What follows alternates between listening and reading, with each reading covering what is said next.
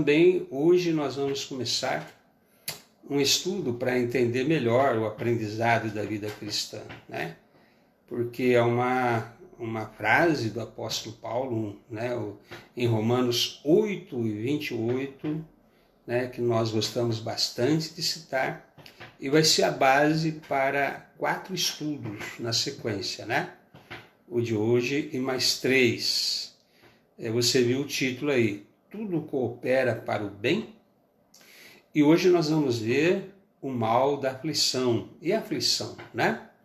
Então, o versículo que embasa isso, Romanos 8:28, diz assim: sabemos que todas as coisas cooperam para o bem daqueles que amam a Deus, daqueles que são chamados segundo o seu propósito, né? Todas as coisas cooperam para o bem, né? E são em favor das pessoas que são chamadas segundo o propósito de Deus, né, para a vida delas. Então, mas todas as coisas, às vezes quando acontecem coisas boas, com certeza, né, Deus está abençoando. Mas e quando coisas aflitivas acontecem, né? Coopera para o meu bem também? Há alguma coisa de boa em passar, por exemplo, por aflição? Então essa vai ser a nossa primeira aula, tá? E vamos orar. Senhor, nosso Deus e Pai, te peço que o Senhor dê entendimento para nós, teus servos e servas, que nesse momento debruçamos sobre a tua palavra. Precisamos entender a nossa vida, precisamos entender os teus propósitos, precisamos entender, ó Pai, que o Senhor tem tudo sob o controle e que por isso mesmo, nas horas mais difíceis, precisamos ter a compreensão de que nada está fora do teu propósito para a nossa vida. Mas é difícil nas horas complicadas, aflitivas, assim, ó Pai, termos serenidade para compreendermos isso. Mas que o Senhor nos capacite, tanto a entender essas coisas, quanto a ter tranquilidade e serenidade nas horas complicadas. Nós oramos em nome de Jesus. Amém. Então, primeiro, nós precisamos compreender que coisas, né, cooperam para o bem do homem piedoso. Piedoso, você já aprendeu, é a pessoa consagrada a Deus, né? Que não se envergonhe de ser uma pessoa dedicada a Deus. E aqui iremos mostrar que tanto as coisas boas quanto as piores, né? Elas vão cooperar para o bem daqueles que amam a Deus. Nós vamos citar aqui como exemplo, né? Veja, na natureza os elementos, embora tenham qualidades diferentes, Deus os já ajustou de tal forma que todos eles cooperam de forma harmoniosa para o bem do universo. Então Deus distribui aí os elementos de tal forma que tudo coopera para o bem do universo. Ou você pega um relógio, né, que o ser humano criou, as engrenagens parecem se mover de forma contrária às outras. Se você abrir um relógio, você vai ver que as engrenagens parecem que estão trabalhando de forma contrária. Mas todos fazem com que o relógio funcione. Então, assim, algumas coisas parecem se mover contrária ao homem piedoso, né? Não obstante, pela maravilhosa providência de Deus, e nós cremos na providência de Deus, nós cremos que é fruto da sua soberania, do seu cuidado para conosco, elas cooperam sim para o bem da pessoa que ama a Deus, né? No momento talvez não vamos entender isso, porque no momento da aflição ninguém entende nada, né? Lá na frente é que nós vamos perceber que foi para o nosso bem, né? Então tem que ter paciência nesses momentos de aflição, né? Mas entre essas coisas piores, né, existem 4 tristes males, que acabam cooperando para o bem daqueles que amam a Deus. Hoje nós vamos ver o primeiro desses 4 tristes males, tá? Como eu disse, nas próximas 3 semanas, os próximos 3 domingos de manhã, nós iremos falar dos outros 3. E hoje nós vamos falar, em primeiro lugar, então, o mal da aflição, né? A aflição coopera também para o homem piedoso, né? Primeiro porque algo que nos inquieta o coração é considerar que todas as aflições Deus está operando de forma especial. É Deus que envia, né? Ruth não teve dúvida nenhuma sobre isso, né? Quem conhece a história de Ruth, né? Perdeu o sogro, perdeu o marido, perdeu o cunhado, não tinha filhos, sobrou só ela e a sogra, né? E então tiveram que suportar todas essas agruras, né? E voltar para a terra de Israel. Mais tarde, né? Ela disse: o Todo-Poderoso tem me afligido, mas mais tarde sabemos que foi para o bem dela. Ela se tornou simplesmente ancestral do rei Davi e mais ainda ancestral do Senhor Jesus, o Salvador. Jó sempre vai ser modelo aqui, vamos citar Jó algumas vezes. Jó viu Deus em sua aflição, não é? Mas com Agostinho observa, ele não diz: o Senhor deu e o diabo tirou. Jó não fala assim. Né? Tem muita gente que coloca o diabo no meio aí, né? Não, mas ele diz: o Senhor deu e o Senhor tirou. Né? Não foi isso que Jó falou? A mulher dele falou: olha, você ainda conserva a sua integridade, amaldiçoa esse Deus e morre. Ele falou: você fala como uma louca. Nu saí do ventre da minha mãe, nu voltarei. Bendito seja o nome do Senhor. O Senhor deu, o Senhor tirou. Não é? Então, seja quem for que nos traz aflição, é Deus quem a envia. Né? Outra consideração que nos aquieta o coração é que as aflições cooperam para o bem. Eu enviei para o cativeiro para o seu próprio bem. Isso o profeta Jeremias disse ao povo de Judá, né? Jeremias 24, 6. Como assim enviar para o cativeiro é algo bom? O cativeiro nunca é algo bom, né? Principalmente se você for arrancado da sua própria terra, da sua própria pátria, ter que viver 70 anos num país estrangeiro, servindo a um rei estrangeiro, não parece nada de bom, né? Nesse tipo de situação. Porém, né, o cativeiro de Judá à Babilônia foi para o bem. Deus ali estava purificando o seu povo das suas transgressões, dos seus pecados. Deus os trouxe de volta posteriormente, né? Voltaram melhor do que estavam, né? Sem aquela idolatria, sem aquela feitiçaria. Eles chegavam a praticar coisas assim tão imorais, né, e não queriam voltar atrás. O que faz um Deus amoroso? Deixa essas pessoas no erro para sua própria destruição? Ou como um pai que corrige o seu filho, aplica uma disciplina para recuperar o seu filho? Então, mesmo quando existe a disciplina do Senhor, é para o nosso aproveitamento, é para o nosso próprio bem. O pai, quando castiga, alguns pais exageram, mas quando os pais castigam, tem prazer em castigar? Não tem, né? Às vezes dói mais do pai fazer isso do que, ou a mãe, né, fazer isso, mas é para o bem da própria criança, né? Por isso que eu gosto muito do Salmo 119, né?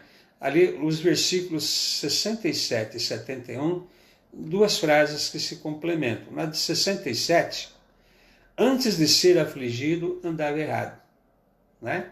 Mas agora aguarda a tua palavra. Quer dizer, antes da aflição, como é que ele estava vivendo? Andando errado, né? Mas, depois da aflição, ele aprendeu a guardar a sua palavra. Então, a aflição foi para o bem.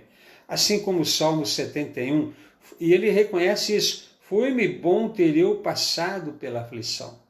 Ele reconhece isso, para que aprendesse os teus decretos. Então, depois que a aflição passou, e que ele estava de novo, né, vivendo um relacionamento correto com Deus, ele falou, olha, não é que foi bom?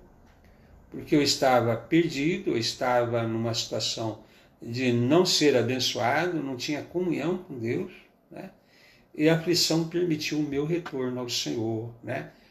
Viver na sua presença novamente, né? Aprender sobre a palavra do Senhor e os seus decretos, né? Tudo aquilo que Deus decretou para a sua glória. Então, aflições são medicinais para o homem piedoso, são a cura, né? Da droga mais venenosa, Deus extrai a nossa salvação, né? Aflições são tão necessárias quanto as ordenanças, e Pedro fala isso na sua primeira epístola, né? Se necessário, sejais contristados por várias provações, né? Sabendo que o valor das provações, né? Para o seu próprio bem, né? Nisso exultais, né? Por saber que você é guardado pelo poder de Deus para a salvação no último dia, né? Porque uma coisa leva a outra, né? Ao aperfeiçoamento seu, né? Então, temos que entender como os apóstolos entendiam também. Nenhum vaso pode ser feito de ouro sem fogo, né? Pega lá aquele mineral bruto, cheio de impurezas, né?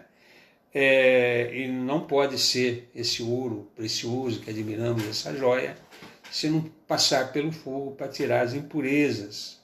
Então, assim é impossível que devamos ser vasos de honra e não ser que sejamos derretidos e refinados na fornalha da aflição. O Salmo 25:10 diz assim: todas as veredas do Senhor são misericórdia e verdade. Então, todas, né? Em todos os caminhos do Senhor, em tudo aquilo que ele realiza, tem a misericórdia de Deus no meio, né? E tem a verdade. Então, assim como o pintor mistura cores coloridas com sombras escuras, né? Uma pintura tem que ter essas combinações, né? O sábio Deus mistura a misericórdia com o julgamento, né? Aquelas providências aflitivas que parecem ser prejudiciais, na verdade são benéficas, né? Muito bem, só que agora nós vamos ver alguns exemplos das Escrituras, tá? Você conhece todas essas histórias, mas é bom recordar, né? O primeiro é José, né?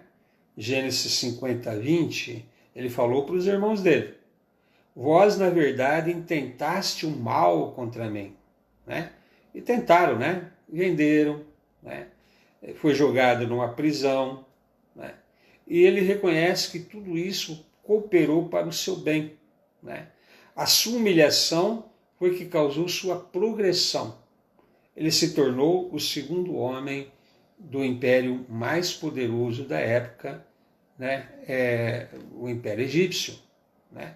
Então, ele, reconsiderando tudo aquilo que ele passou por culpa dos irmãos, e tendo agora o poder de punir os irmãos, que estavam nas suas mãos, mas ele reconheceu que tudo veio de Deus, que Deus já havia dado sonhos a ele. Ele via o pai, a mãe, os seus irmãos ajoelhados diante dele, né?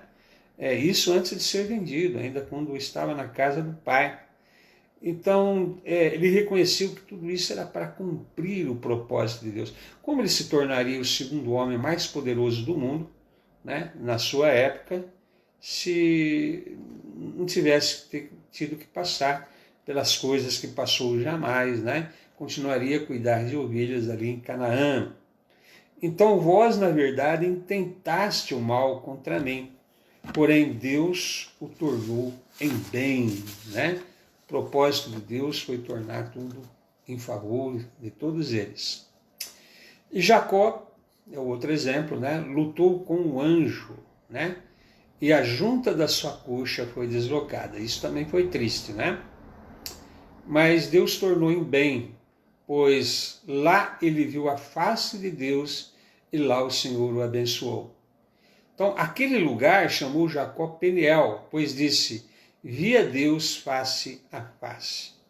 Tem muita gente lutando com Deus, não literalmente como Jacó lutou com o anjo, né?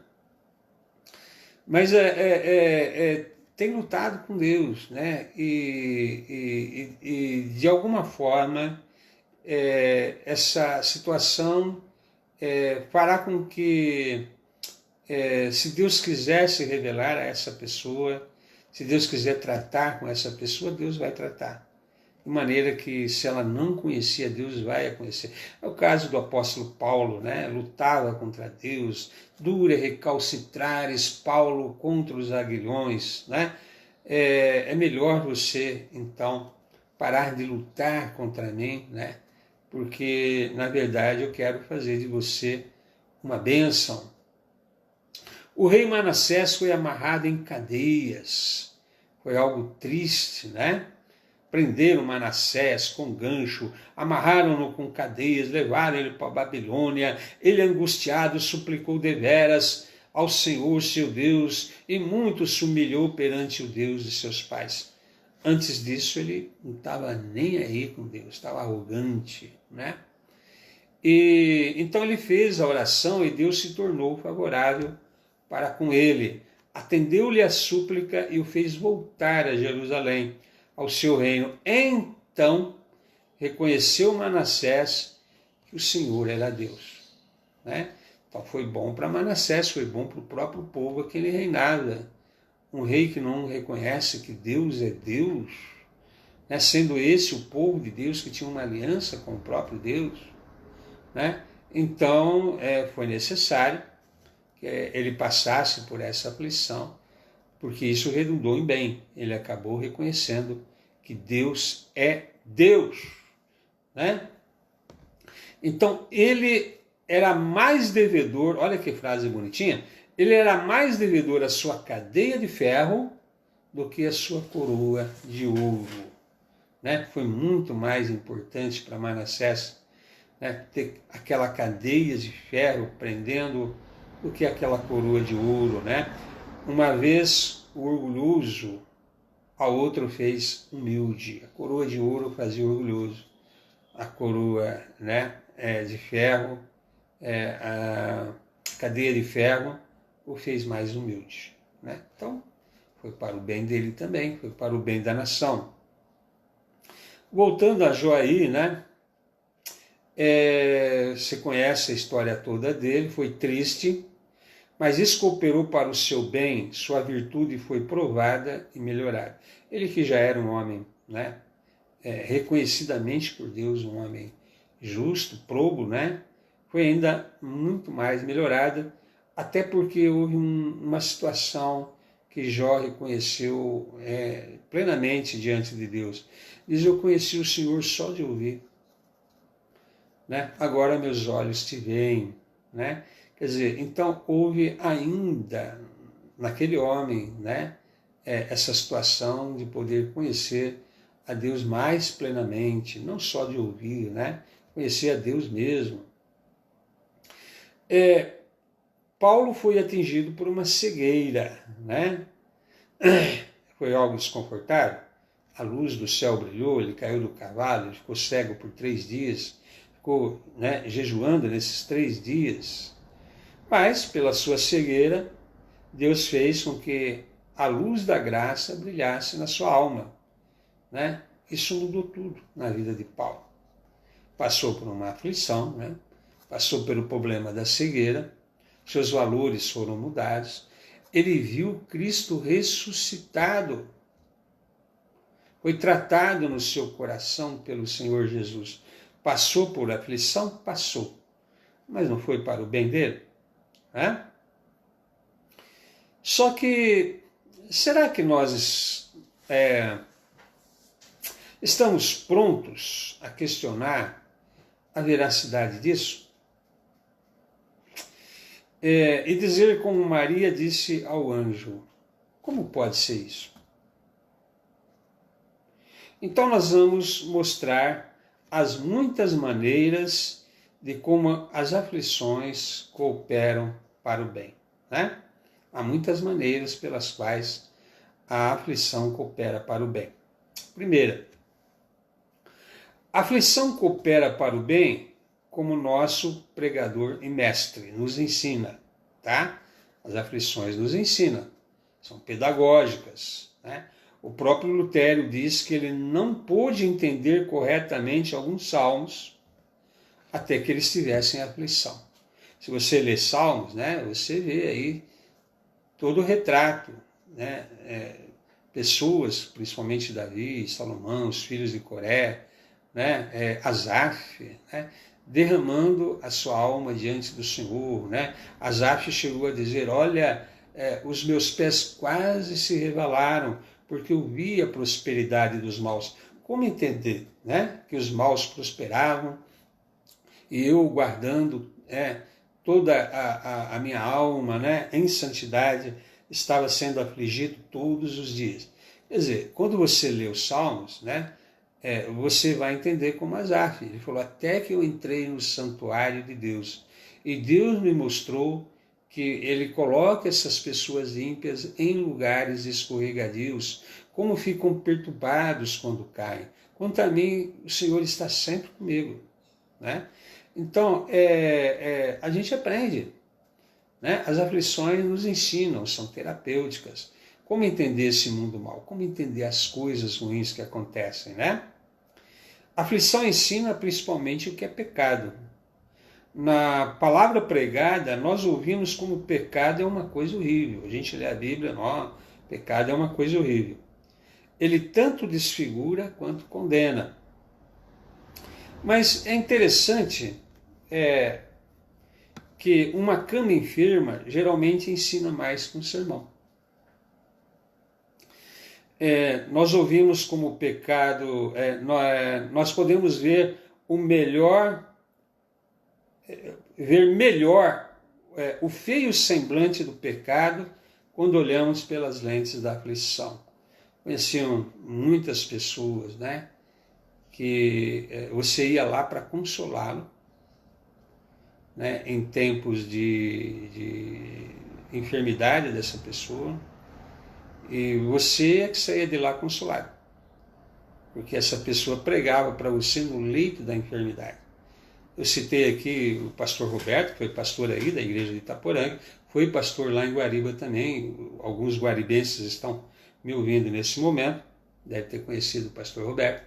A esposa dele é de Guariba, e ele conta a história que ele foi lá, né, visitar um senhor, o seu Estevão, e de púlpito o pastor falou: olha, eu vou lá consolá-lo, eu é que saio consolado, né? Em Itapeva teve uma situação assim, né? Um senhor também, o Rubão, né? O pessoal de Itapeva conhece. Quem ia lá, ele vários anos já de cama, inválido para tudo, né? E ele é que pregava o evangelho para você, você saía de lá confortado, né? Então, às vezes uma cama enferma ensina mais do que um sermão. E a prosperidade? E quando está tudo bem, né, na prosperidade, a aflição nos ensina a conhecer a nós mesmos. Na prosperidade, nós somos, na maioria das vezes, estranhos a nós mesmos. Deus nos aflige para que possamos nos conhecer melhor. É em tempo de aflições que vemos aquela corrupção em nossos corações. A água parece limpa num copo, mas ponha ela no fogo e a sua impureza vai fervilhar, né? À primeira vista, está tudo bem, tudo limpo, tudo perfeito. Coloca no fogo. Aí você vai ver que ela estava cheia de vermes, coisas contaminadas, né? Então, na prosperidade, um homem parece ser humilde e grato. A água parece limpa. Põe esse homem um pouco de fogo da aflição, né? As suas impurezas começam a fervilhar, muita impaciência, né? Muita incredulidade começa a aparecer na vida dessa pessoa, né? A pessoa revela toda a sua incredulidade. Segundo lugar, aflições cooperam para o bem, pois elas são meios de fazer com que o coração seja mais voltado para o alto. Então, naquele tema da prosperidade, o coração está apto para ser dividido. O profeta Oséias falou isso, Oséias 10:2. O coração se divide, uma parte para Deus e outra parte para o mundo. Podem ver, em tempos de prosperidade, nós temos a tendência de ter um pé nos caminhos do Senhor e um pé no mundo. Queremos desfrutar da prosperidade, coisa normal, né?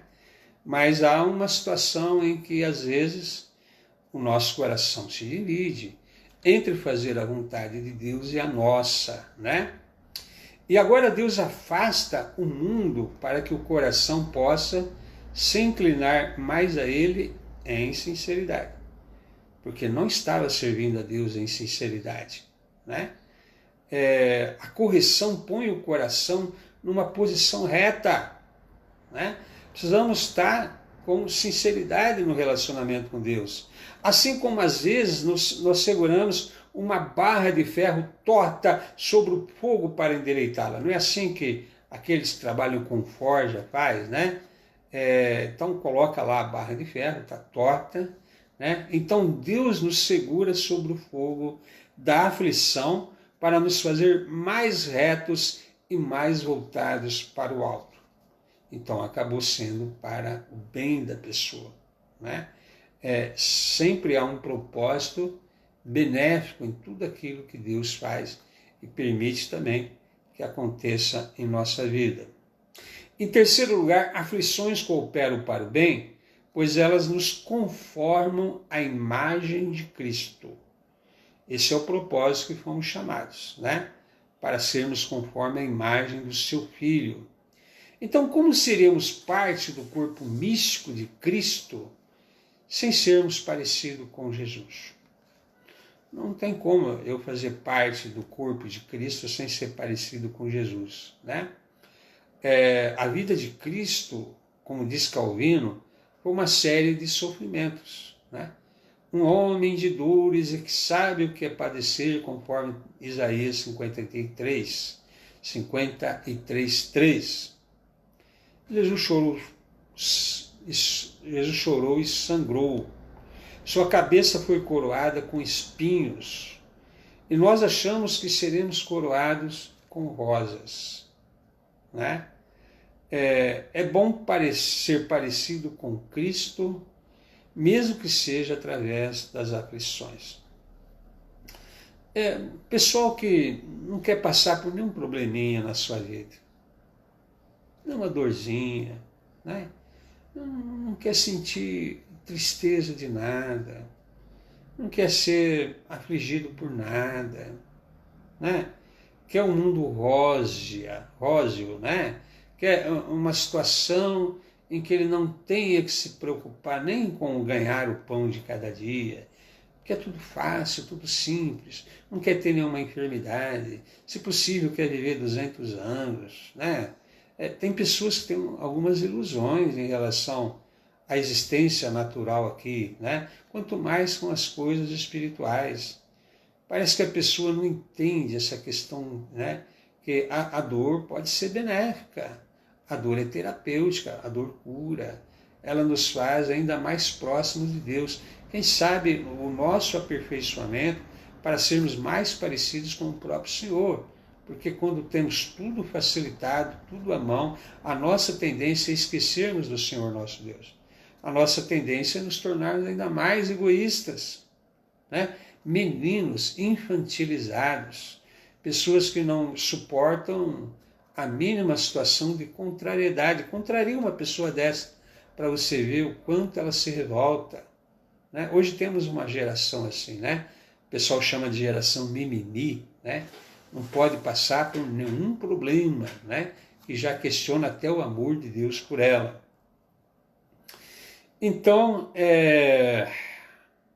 se tivéssemos mais da nossa aspereza polida, se tivéssemos menos ferrugem, aflições tiram de nós nada mais do que as escórias do pecado. Aflições são remédios que Deus usa para nos curar das nossas doenças espirituais. Elas curam o inchaço do orgulho, né? Pessoa aflita, vai cair aquele orgulho todo dela, né?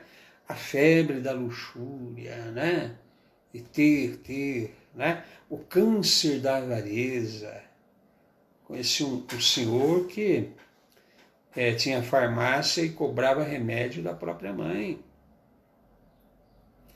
Quer dizer, o ser humano, né? Se não for ter que passar por alguma situação em que Deus permite ou até envia aflição na vida dele, ele se torna assim, orgulhoso, né? Avarento, egoísta, ser humano pior, né? Então, sim, coopera para o bem, né? E como pode cooperar para o bem?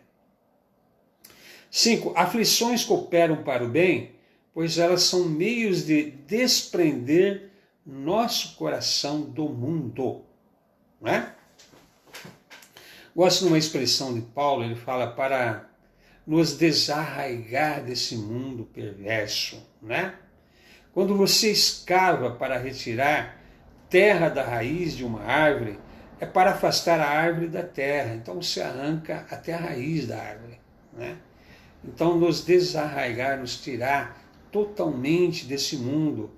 Assim também Deus escava para retirar nossos confortos mundanos e para desprender nosso coração da terra. Servir a Deus para quê? Né? Me relacionar com Deus para quê? Ter vida de oração para quê? Né?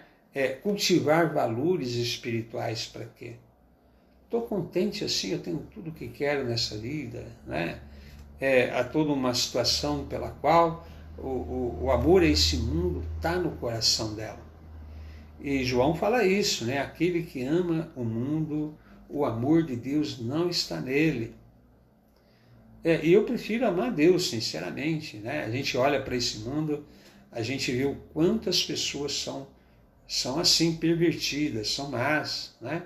São capazes das maiores arbitrariedades. E essa pandemia tem revelado como são capazes de fazer arbitrariedades pessoas a quem dado um pouco de poder.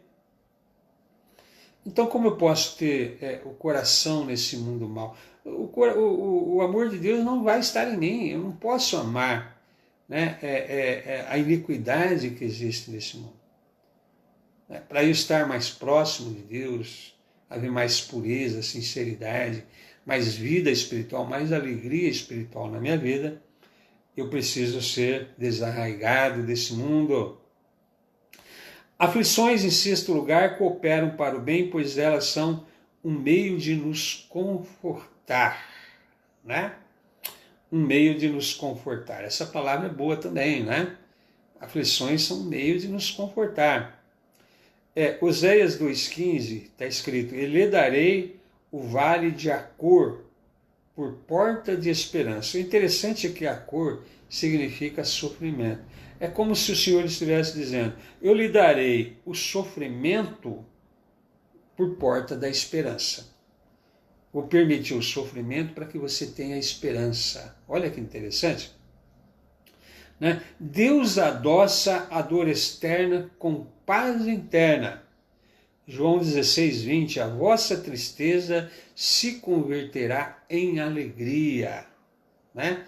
Jesus ia morrer, eles iam ficar muito contristados com isso, e ficaram, mas quando Jesus ressuscitou, a tristeza deles se converteu em alegria. Né? Os santos em aflição tiveram tão doces êxtases de alegria que eles mesmos se achavam nas fronteiras da Canaã celestial. Né?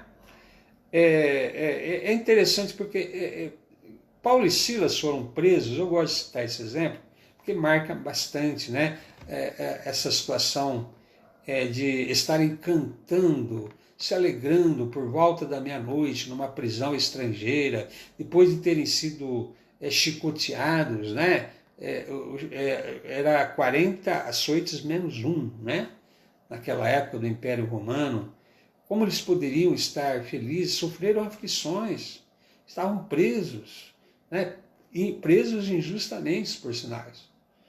E o que acontece? Por volta da meia-noite eles cantavam, todos felizes, extasiados, veio uma alegria do Senhor que eles jamais esperavam, e aquela alegria é sinal da presença poderosa do Espírito. As cadeias se romperam, houve um terremoto, houve toda uma situação de libertação, até mesmo de salvação do carcereiro. Quer dizer, então, a tristeza se converteu em alegria. O Deus dá a mais doce alegria, o êxtase, né, de alegria mais profundo, quando você faz a vontade de Deus e sofre por fazer a vontade de Deus. Quando você é perseguido por fazer a vontade de Deus. Deus compensa com uma alegria tremenda. Paulo também fala da consolação, né? Ele fala, olha, a consolação que nos veio, né? Porque estava a ponto de nos desesperar da própria vida, né? Quando eles estavam ali na província da Ásia. Mas Deus nos consolou, né? Porque o Deus que ressuscita os mortos, né? Ele nos trouxe esse consolo, e com esse consolo podemos consolar os que sofrem. Há pessoas que não sabem consolar ninguém porque nunca foram consoladas. Não conhecem o consolo que veio de Deus, né? Você nunca vai conhecer essas coisas espirituais, essa alegria espiritual do Espírito, o consolo que vem do Senhor, se você não precisar deles, não precisar ser consolado, né? Não receber essa alegria como sinal de aprovação de Deus por você ter feito a vontade de Deus, né? Sofrido consequências por fazer a vontade de Deus, né? E Deus se alegrando com você, compensando você sobremaneira, dando essa alegria do Espírito extraordinária, como dizem alguns trechos, né? É uma alegria indizível, não tem como explicá-la. Então, às vezes, algumas aflições são bastante compensadas pelo fato de que Deus nos supre com coisas espirituais que jamais teríamos se não passássemos por ela, por sermos fiéis a Ele e a sua palavra, né? As pessoas que perseguem ou são perseguidas por causa do Evangelho experimentam isso num grau muito maior, né? Por isso jamais vão deixar o Evangelho. Por isso jamais vão lamentar, às vezes, as coisas que acontecem, porque Deus os conforta e consola de tal maneira e dá ali essa alegria, essa paz que nunca sentiram antes, né? Em razão de ter se afligido por causa do Evangelho. Mas que experiência maravilhosa. Paulo disse que chegou a ir até arrebatado ao terceiro céu, lá ouviu palavras indizíveis, né? No mesmo trecho onde ele diz, olha, o Senhor havia me colocado um espinho na carne, mensageiro de Satanás. Pedi ao Senhor por 3 vezes que tirasse, era uma aflição que ele tinha. E o Senhor diz, olha, o poder se aperfeiçoa na fraqueza. Então ele passou a ter prazer até nas injúrias, né? Porque ele percebeu que o poder de Deus é maior quando ele se sente fraco. Há toda uma situação em que Deus nos conforta, nos compensa, às vezes pelo problema que tenhamos que passar. 7º lugar, aflições cooperam para o bem, pois elas, olha só, nos engrandecem. As aflições nos engrandecem, né? Jó 7, 17, 18. Que é o homem para que tanto o engrandeças e ponhas nele o teu coração e cada manhã o visites, né? Então, pela aflição, Deus nos engrandece, e vamos falar de 3 formas como Deus nos engrandece nas aflições. O fato de Deus julgar-nos dignos de sermos afligidos nos engrandece.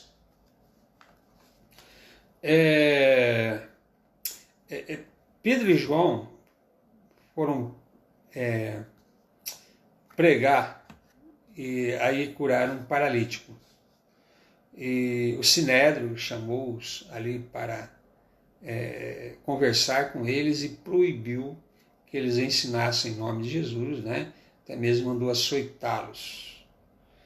E aí eles voltaram para junto dos outros apóstolos da igreja, relataram o que aconteceu, e todos eles tiveram o mesmo pensamento, né? De terem sido julgados dignos de sofrerem afronta por causa do nome do Senhor.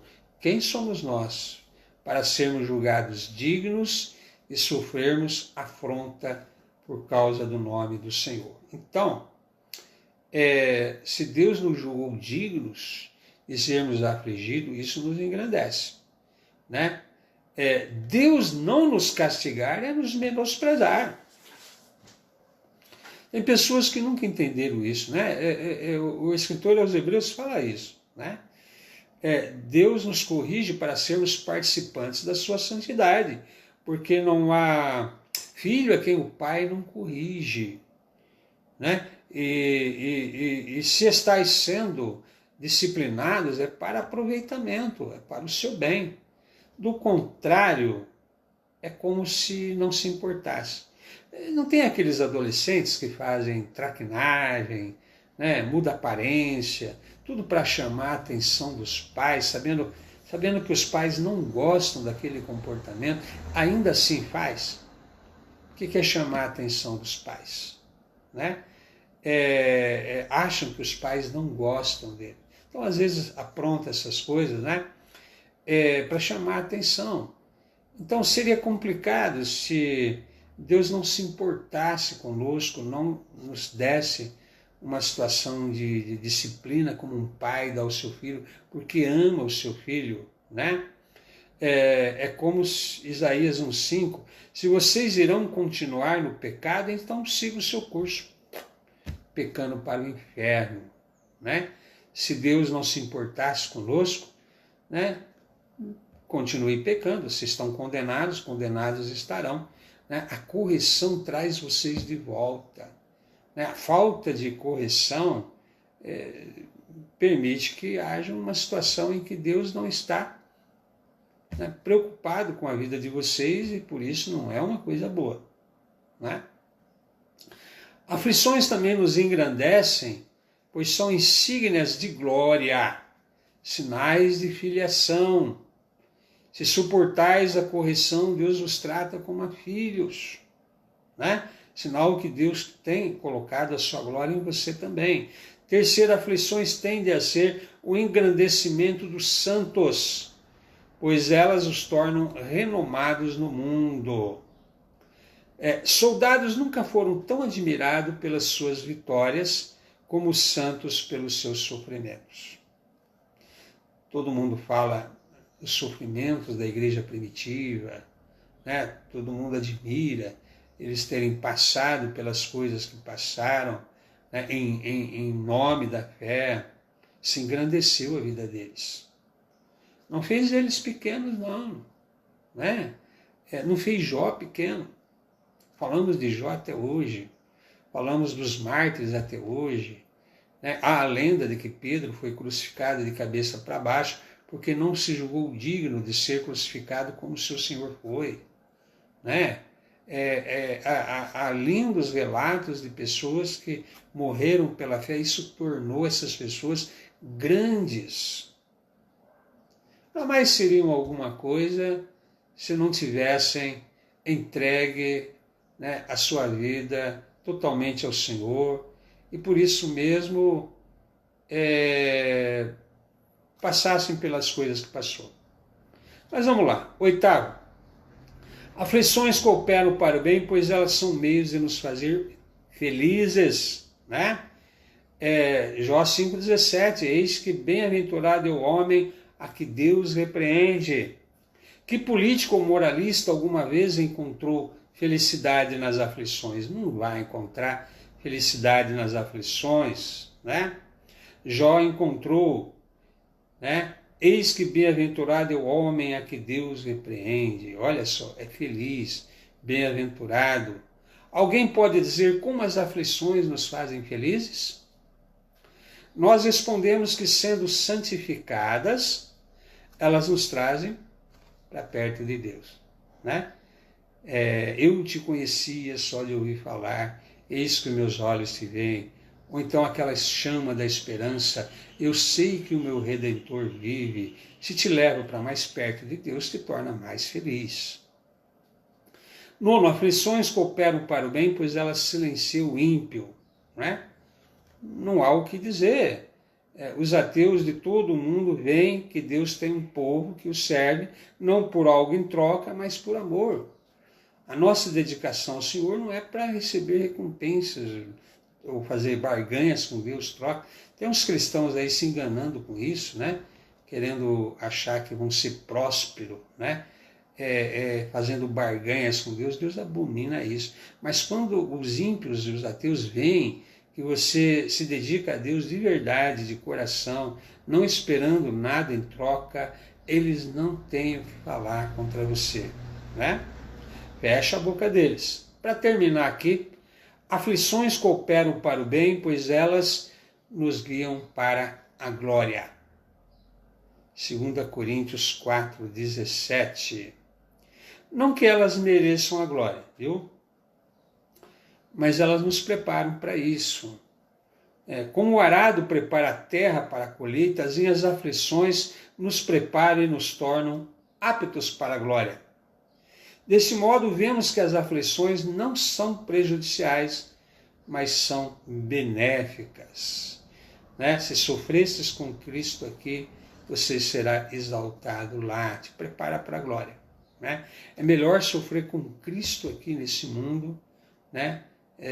Do que padecer mais tarde, longe de Cristo, né? Na outra realidade pós-morte. Né? Então não devemos olhar muito para o mal da aflição. Pare de olhar para o mal da aflição. Né? Olhe para o bem que a aflição acaba sendo na sua vida quando você compreende essas coisas. Que tudo coopera para o bem daqueles que amam a Deus. Né? Seja lá o problema que for. Você pode até pedir, como o apóstolo Paulo pediu, né? Tinha um espinho na carne, e o Senhor, ele pediu 3 vezes. O Senhor falou, não, é para o teu bem. Estou fazendo isso para o teu bem. Para você não se ensoberbecer. Há um propósito de Deus, é para o nosso bem. Né? Então, o pior que Deus faz com seus filhos é chicoteá-los para o céu. Né? Está nos preparando para a glória por vir, nos preparando para a volta de Cristo, nos preparando para estar com o Senhor, nos tratando como a filhos a quem Ele corrige porque nos ama, para sermos participantes da sua santidade, né? Para nos levar para mais perto dEle, para desfrutarmos também das suas bênçãos espirituais, da sua alegria indizível, o seu consolo, a sua paz, a toda uma situação pela qual deixemos de olhar para as coisas ruins que acontecem, as aflições, como algo intrinsecamente ruim, que não tenha um propósito de Deus naquilo tudo em nosso favor. Né? Vamos olhar para o fruto que ela nos diz. Né? Pedro falou isso, tende por motivo de toda alegria o passar por várias provações, porque ela tem no final um fruto benéfico. É sinal também, né, de que em vós habita o Espírito da glória. Jesus falou, olha, bem-aventurados sois se por minha causa vos perseguirem, mentindo, disserem todo mal contra vós, exultai, porque é grande o vosso galardão no céu, porque assim perseguiram os profetas que foram antes de vós. Você estará em boa companhia, junto com o povo de Deus, que é aqueles que sofrem por amor ao Senhor. E isso sempre engrandece a pessoa que serve ao Senhor dessa forma. Que Deus abençoe a sua vida. Nós vamos terminar aqui esse estudo com uma oração. Em nome do Senhor Jesus, ó Pai, louvamos o teu nome pela experiência de viver a realidade do teu amor. Sabemos que dentro do seu amor, o Senhor permite algumas coisas para o nosso bem. No momento da aflição não entendemos muito bem, não. Lá adiante vamos perceber que o Senhor estava nos curando, nos aperfeiçoando, nos abençoando com tudo aquilo que permitiste que viéssemos a passar. Até mesmo essa quarentena tão complicada, muito mais difícil para uns do que para outros, mas igualmente sofrida para todos. Sabemos que o Senhor tem um propósito na vida de todos nós. Até porque muitos estavam relaxados na sua vida espiritual, muitos estavam mais no mundo do que realmente buscando ao Senhor. Essa situação toda nos faz nos voltarmos mais para Ti. O Senhor sabe o que é bom para nós. Nos abençoe no transcorrer desse dia ainda, que seja um dia na Sua presença. Abençoe a todos quanto desta ministração tiveram contato. Nós oramos em nome de Jesus. Amém. Deus abençoe e até a noite. Bom domingo para você.